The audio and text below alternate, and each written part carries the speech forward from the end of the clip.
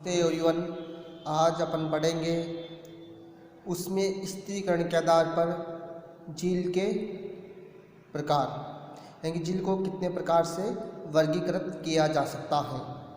Last video lecture के दौरान अपन ने प्रकाश के आधार पर झील के प्रकार की बात की थी, तो उसमें स्थिरीकरण के आधार पर भी झील के निम्न 3 भाग होते हैं। तो बात करेंगे आज अपन ऊष्मीय स्थिरीकरण के आधार पर झील के टाइप्स की। तो ऊष्मीय स्थिरीकरण के आधार पर झील के निम्न 3 भाग प्रेजेंट होते हैं। देखते हैं अपन इन तीनों भागों को डायग्राम के माध्यम से। एपिलिम्नियन, थर्मोक्लिन, हाइपोलिम्नियन। एपिलिम्नियन जो भाग होगा यह झील का ऊपरी भाग होता है और यहाँ पर जो टेम्परेचर होगा वो 25 डिग्री सेल्सियस से लेकर 21 डिग्री सेल्सियस होगा। कहने का मतलब जो झील होगी उसकी ऊपरी सतह होगी वहाँ पर टेम्परेचर 25 डिग्री सेल्सियस होगा और उसकी जो निचली सतह होगी वहाँ पर टेम्परेचर 21 डिग्री सेल्सियस होता है। और यहाँ पर तापमान की अधिकता होने से या प्रकाश की अधिकता होने से पादप अधिकता से पाए जाएंगे और यहाँ पर कुछ मात्रा में जंतु भी पाए जाते हैं। दूसरा जो भाग होगा वो थर्मोक्लिन होगा और यहाँ पर जो इसकी ऊपरी सतह होगी उसका टेम्परेचर 21 डिग्री सेल्सियस होगा, क्योंकि एपिलिम्नियन के बाद जस्ट जो स्टार्ट होगा स्तर वो थर्मोक्लिन होगा और इसका जो टेम्परेचर होगा वो 21 डिग्री सेल्सियस होता है और इसकी निचली परत का टेम्परेचर 7 डिग्री सेल्सियस होगा। और यहाँ पर प्रकाश की अधिकता होने से पादप व जंतुओं की अधिकता बनी हुई रहती हैं। थर्मोक्लिन के बाद अगला जो स्तर होगा वो हाइपोलिम्नियन होगा और यहाँ पर जो टेम्परेचर होगा इसकी ऊपरी परत का वो 7 डिग्री सेल्सियस होता है और निचली परत का टेम्परेचर 5 डिग्री सेल्सियस होता है। और यहाँ पर प्रकाश की कमी होती है, इसलिए यहाँ पर प्रकाश कम होगा तो प्लांट्स की भी कमी होगी और प्लांट्स की कमी होने से पादप भी कम मात्रा में पाए जाते हैं। यहाँ पर वही पादप पाए जाते हैं जो कम प्रकाश में ग्रो करते हैं या वही जंतु प्रेजेंट होंगे जो अधिक गहराई में पाए जाते हैं। तो इस आधार पर झील को यानी कि ऊष्मीय स्थिरीकरण के आधार पर झील को 3 भागों में बांटा गया है। बात करते हैं अपन लेक की विशेषता।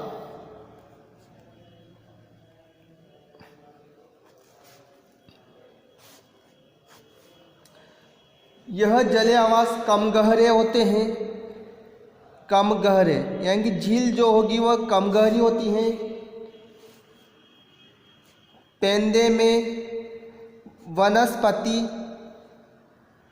एब्सेंट होगी, लेक के पेंदे में लवणीय पदार्थ एब्सेंट होते हैं और लवणीय पदार्थ एब्सेंट होने की वजह से जल मीठा होता है। जल धाराओं का अभाव होगा, अभाव रहता है।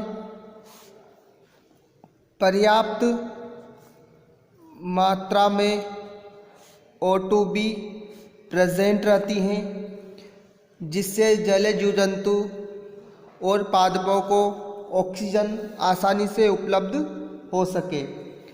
इसके बाद बात करते अपन बायोटा ऑफ लेक,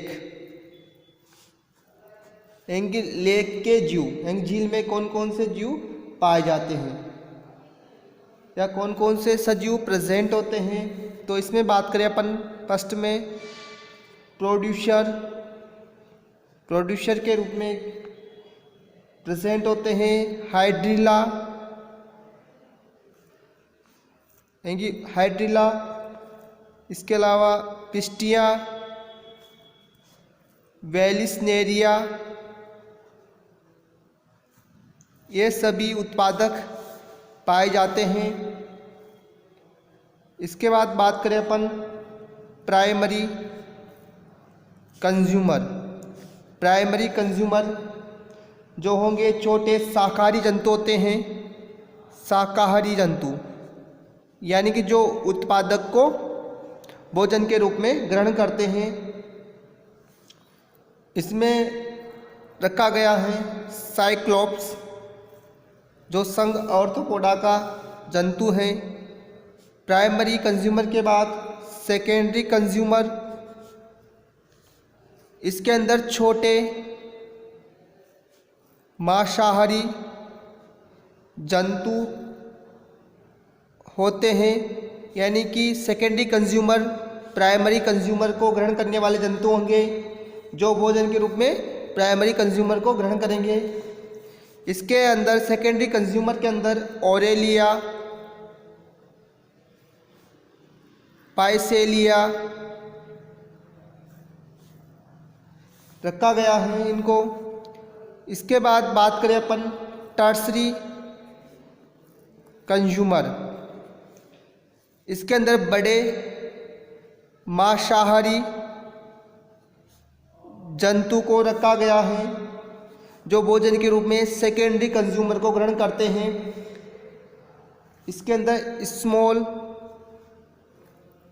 या और लार्ज फिश को रखा गया है, जो भोजन के रूप में सेकेंडरी कंज्यूमर यानी कि ऑरेलिया फाइसिलिया को ग्रहण करते हैं। इसके अतिरिक्त लेक में अन्य प्रकार के जंतु भी प्रेजेंट होते हैं, अन्य जंतु प्रेजेंट होंगे। बात करें अपन प्लैंकटन, इनको बोलते हैं प्लवक, जो पानी में तैरते हुए रहते हैं। यानी कि जो प्लवक होंगे इनमें गमनांग तो एब्सेंट होते हैं, गमनांग एब्सेंट, किंतु तैरने की क्षमता प्रेजेंट होती है। इसी वजह से पानी में तैरते हुए रहेंगे। इसके अंदर रखा गया है साइक्लोप्स, रोटीफार्स, डिफनिया, इन जीवों को रखा गया है। इसके बाद बात करें अपन नेक्टोन, नितलक, इनमें गमनांग व तैरने की क्षमता प्रेजेंट होती हैं। गमनांग व तैरने की क्षमता होगी, यानी कि प्लैंकटन से नेक्टोन अधिक प्रभावशील होंगे, अधिक सक्रिय होंगे। इनके अंदर फिश, स्नेक, अमीबा, हाइड्रा, इनको रखा गया है। बात करें अगले जीवों की, न्यूस्टोन,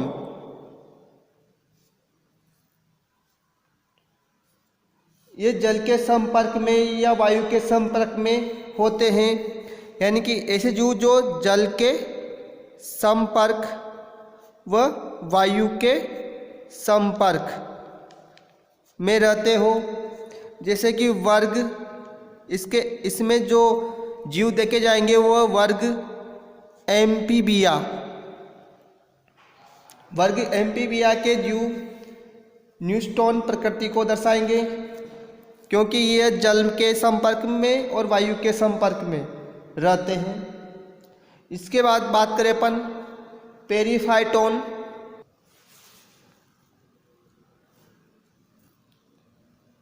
पेरीफाइटोन वे जंतु जो जलीय आवास के पौधे पर, जलीय आवास के पौधे पर किसी आधार या सतह से संलग्न अवस्था में प्रेजेंट रहते हैं, कि चिपके हुए रहते हैं। पेरिफाइटोन के अंदर डिप्टेरा गण के लार्वा ब्रायो जोआ ड्रैगन मक्खी, इन जीवों को पेरिफाइटोन के अंतर्गत रखा गया है।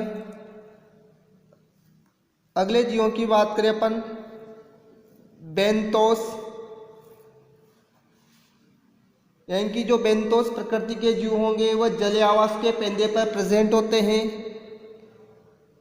जलीय आवास के पेंदे में प्रेजेंट रहेंगे और इनके चारों ओर, इन जीवों के चारों ओर कवच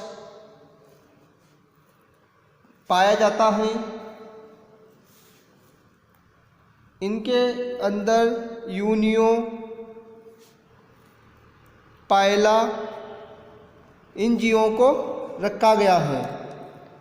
नेक्स्ट वीडियो लेक्चर के दौरान अपन बात करेंगे पॉन्ड, लैंटिक हैबिटेट के अंदर देखेंगे अपन पॉन्ड। अभी तक अपन ने बात कर ली लेक के बारे में। आज के लिए बस इतना ही। थैंक्स।